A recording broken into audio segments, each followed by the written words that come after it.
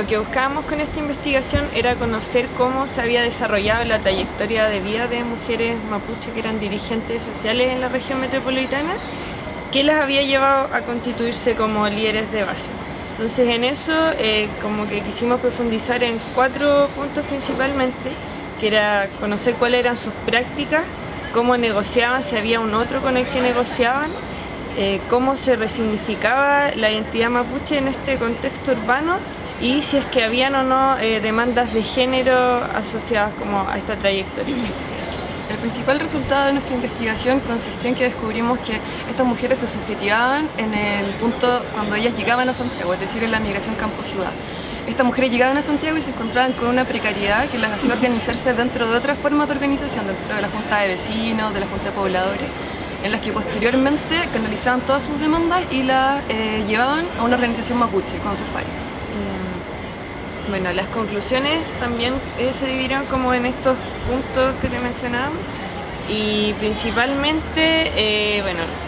vimos que las demandas que tenían como dentro de sus organizaciones eran súper locales, ya no estaban como, no simpatizaban por ejemplo con un colectivo mapuche o con un pueblo mapuche más amplio, sino que se enfocaban principalmente como en su espacio, su territorio más local, en la municipalidad, en la figura del alcalde. Por otro lado, nosotros teníamos la hipótesis de que como las organizaciones estaban compuestas principalmente por mujeres, era probable que tuvieran demandas de género, pero no era así. No habían como demandas de género, entonces no existía tampoco esta tensión como entre las demandas de género y las demandas indígenas,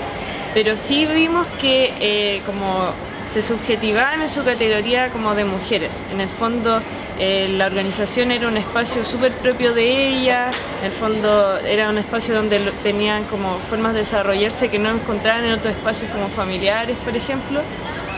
Entonces ese era como su lugar de encuentro.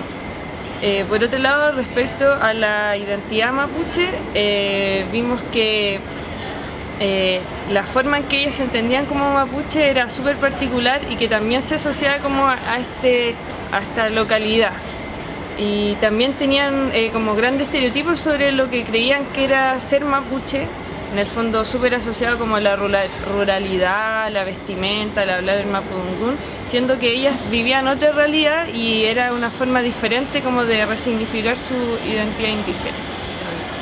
Y como una reflexión final que nosotros encontramos dentro de nuestra investigación fue que las políticas públicas a las que estas mujeres accedían, a pesar de ser en un sentido asistencialista y folclorizante de la cultura mapuche, sí las ayudaban en cierto sentido, ya que las convertían en un actor social y ellas se sentían parte del pueblo mapuche. O sea, es decir, ellas en un principio no se sentían parte de hasta que empezaron a descubrir estas políticas públicas que podían ayudarlas en cierto sentido y las empoderaban dentro de su sociedad, dentro de su cultura, o sea, dentro de su población o donde ellas estaban localizadas, dentro de la comuna.